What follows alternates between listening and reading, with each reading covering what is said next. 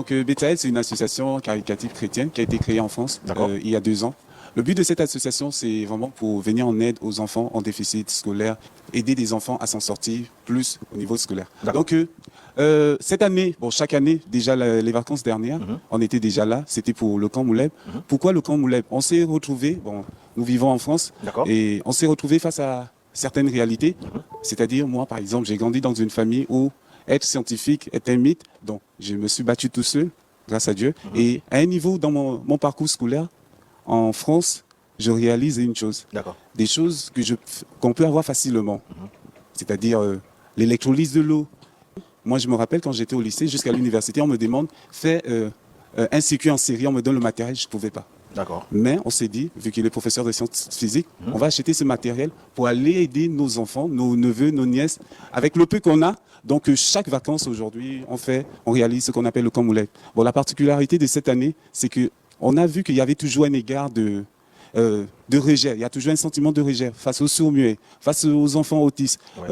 Mais cette année, on a dit ensemble, par la grâce de Dieu, on va prendre tous ces enfants. Cette année, on a des sourds-muets, des enfants autistes, mais des personnes très intelligentes. Vous imaginez pas. Des personnes qui nous apprennent même des choses et c'est merveilleux. Donc, voici un peu la particularité de cette année. Le camp Mouleb. Bonjour, je m'appelle Jordi.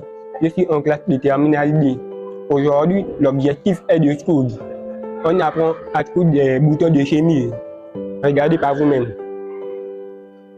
Et donc, cela nous permet d'améliorer nos compétences et nos capacités pour coudre nos chemises de l'école. Et on n'aura plus besoin d'aller chez le tailleur. De nouveau, on m'a appris à rédiger des motivations. Aujourd'hui, j'ai appris de nouveau à faire une lettre de motivation.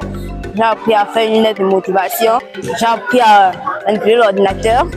À toucher un ordinateur avec ses propres doigts et à l'écrire sur une application qui s'appelle Word. Pour quelqu'un qui veut pratiquer l'agriculture, il faut des banques. Pourquoi? Parce qu'il se peut que le sol que tu vas utiliser, ça soit une ancienne poubelle. Tu ne sais pas. Il y a peut-être des tessons qui sont là. Il faut les gants. Pour ne pas se blesser. Parce qu'au fur et à mesure que tu utilises un outil, ta pomme, la peut se fragiliser. Si tu n'es pas habitué, ta peau. Mais comme on est en saison sèche, on voit qu'il n'y a pas le soleil.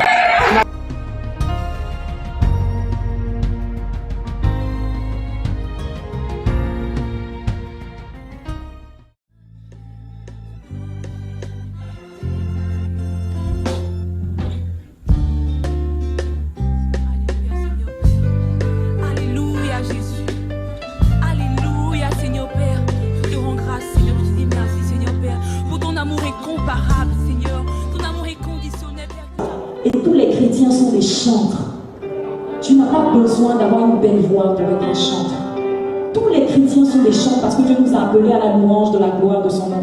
C'est pas parce que je chante bien que je suis chantre. Tout le monde est chantre. Et on doit détruire ça dans l'église. Ce cléricalisme-là. C'est-à-dire que la séparation, comme on disait avant, entre le clergé et les laïcs, c'est-à-dire que les chantres sont d'un côté, ils sont supérieurs, les chantres, les pasteurs, les musiciens sont d'un côté, et puis les chrétiens, c'est les autres. Eux aussi sont d'un côté. Tous les chrétiens sont des chantres. On ne mène pas le culte. Le Seigneur dit, ma maison est une maison de prière. On ne mène pas le culte de Yahweh au commerce. Le piège dans lequel sont tombés les sacrificateurs, qui ont vendu des pigeons et qui avaient dressé leur table dans le temple du Père. Le piège dans lequel Satan s'est séduit au ciel. Il a commencé à vendre sa beauté. Il a introduit le commerce dans son cœur. Frère, nous sommes en guerre. Et Satan veut introduire le commerce dans nos assemblées. Il veut introduire le commerce dans nos cœurs. Il veut introduire le commerce dans la maison du Père. Car la guerre que Satan a, c'est la guerre contre les vrais adorateurs. La guerre contre le service, le culte véritable. Il veut détourner le culte véritable. Voilà pourquoi il introduit le commerce. Et il passe par des faux raisonnements, par la séduction. Le Seigneur a dit, vous mangerez à la sueur de votre front.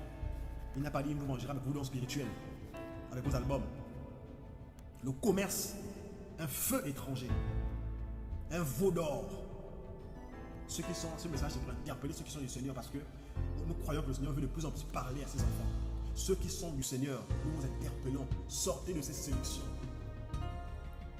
Le gospel est devenu aujourd'hui, est devenu tout un marché. Les concours de belles voix, avec en récompense des albums, des productions d'albums. Nous sommes au marché, c'est le monde, c'est Babylone, c'est le veau d'or, et beaucoup adorent des démons. beaucoup adorent des démons, servent le diable. C'est le premier commerçant. Avec Jésus, j'ai été ramené de la mort à la vie. Moi je veux vivre pour mon Seigneur, désormais ici. Mon objectif, toi déterminé, m'a conduit.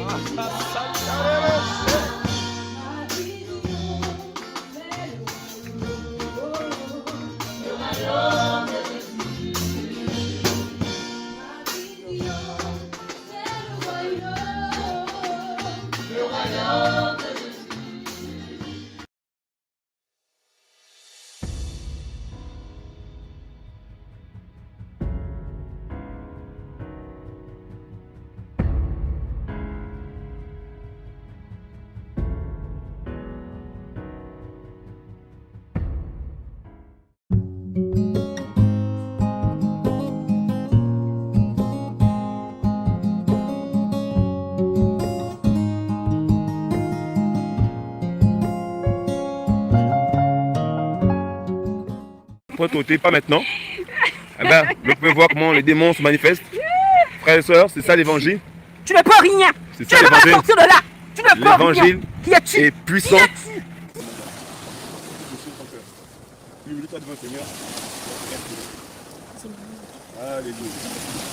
Ben voilà. Donc, maman peut parler, elle s'exprime, elle se présente. Comment vous Je appelez? m'appelle Kié Martine Esther. Mhm. Je rends grâce à Dieu pour ce qu'il a fait pour moi. J'ai duré avec cette maladie. Je peux dire que ça en va déjà à 2 ans. Quelle maladie? On m'avait trouvé avec les trompes et soi-disant l'abcès interne à l'intérieur. Et ça a posé quel genre de douleur? Ça a causé vraiment une douleur intense que je n'arrivais même pas à manger ou à boire de l'eau. Waouh. J'ai fait les hôpitaux sur l'hôpital. J'étais là canadien, j'ai dépassé plus de 100 et quelques mille là-bas. Waouh. Je suis revenu, je suis ressorti. Ils ont même programmé de m'opérer. Mais comme Dieu est bon, Dieu lui-même connaît pourquoi il faut passer par l'opération. Je suis revenu ici à Chevel. Toujours la même chose. On va t'opérer, demain on va t'opérer, après demain on va t'opérer, demain on va t'opérer, après demain. Moi, j'avais dit au Seigneur, je suis fatigué de souffrir. Je ne peux plus parce que j'ai tellement supporté cette maladie. Donc, je vaut mieux que le Seigneur me prenne. Je ne peux pas souffrir d'une douleur comme ça 2 ans et résister. Je veux dire que Dieu est en train de m'appeler. Elle est venue à m'exhorter, exhorter. Le message commençait à rentrer. Après, je lui ai dit non, madame, je m'engage au Seigneur. Je mets ma vie à Dieu. Parce que quand je vois mon passé, dans ce moment, c'est plus la même chose. Je me suis fait baptiser. Et depuis que je me suis fait baptiser, ma vie a changé. Alléluia. La douleur a disparu. Quand plus tard que hier, avec la délivrance d'hier. Les douleurs, vous avez disparu? La douleur a disparu. Waouh. Plus tard que hier, après la délivrance, j'ai senti une fraîcheur, une forte fraîcheur à l'intérieur et une douleur intense dans la nuit. Quand je suis allé me faire mission dans le pôle, le matin, je regarde, je vois le plus, je dis gloire à Dieu. Dieu a préféré que non, c'est plus la sorte sans passer par les mysteries. Waouh, donc le plus est sorti. Waouh. Quand tu es dégagé.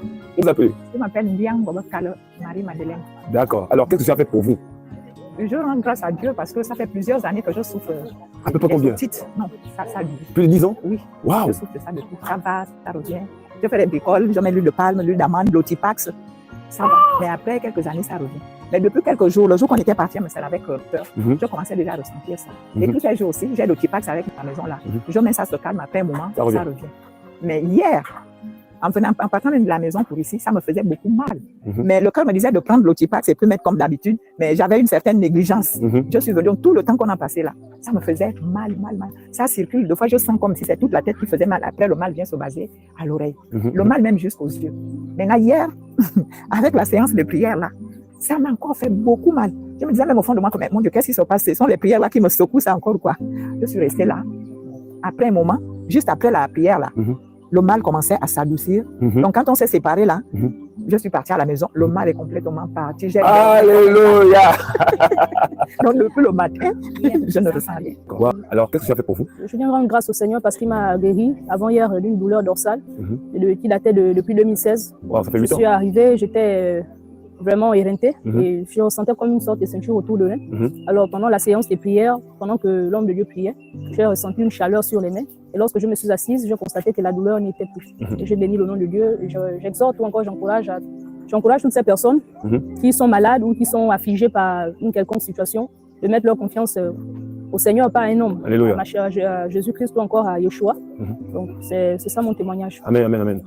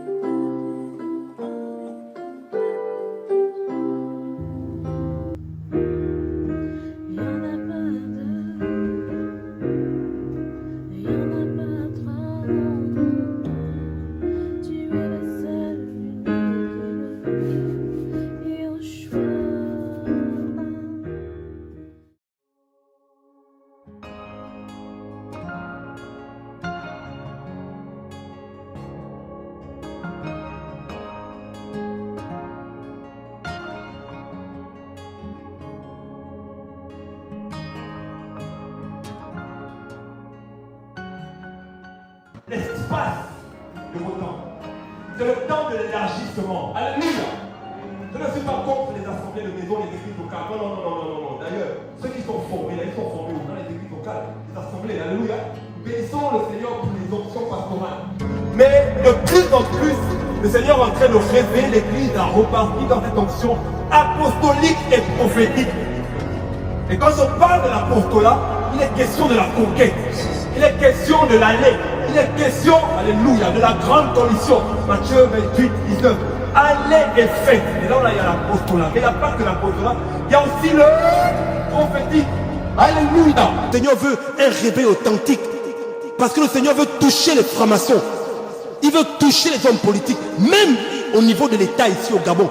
Il faut que ceux qui sont au sommet de l'État entendent le message de l'évangile de la croix. Je ne parle pas de l'évangile de prospérité, de l'évangile de mon matin, midi et soir, de l'évangile, je ne sais pas, de la terre. Je parle de l'évangile du royaume. Il faut que nos politiques entendent le message de l'évangile du royaume. Il faut que ceux qui sont au gouvernement, à l'Assemblée nationale, à la présidence, au palais, à la sablière, partout, entendent l'évangile. Amen. Même par rapport à l'enseignement, le Seigneur donne toujours des portions à chaque assemblée. Il ne peut pas tout donner à une assemblée. Frères et sœurs, c'est faux. Sortez de cette mentalité-là. Sinon, vous n'allez pas bénéficier du corps. Ça veut dire que toi, quand tu dois suivre les enseignements, tu ne suis que les enseignements des prédicateurs qui sont dans ton lieu de prière ou dans ton assemblée, n'est-ce pas? Voilà. Et quand tu es confronté à d'autres prédications, je ne demande pas d'aller sur les prédications des prédicateurs de la prospérité, des gens qui parlent de l'argent matin, midi et soir, pas du tout. Mais le Seigneur a un reste dans les nations. Il y a des hommes et des femmes qui craignent le Seigneur, qui sont aussi enseignés par le Seigneur, n'est-ce pas? Il y a des assemblées dans les nations qui craignent le Seigneur et qui reçoivent aussi des choses de lui. Voilà pourquoi un enfant du Seigneur doit être ouvert dans son esprit. Il ne doit pas être sectaire. Parce qu'il y a des choses que, n'est-ce pas, tu ne comprendras pas dans ton assemblée.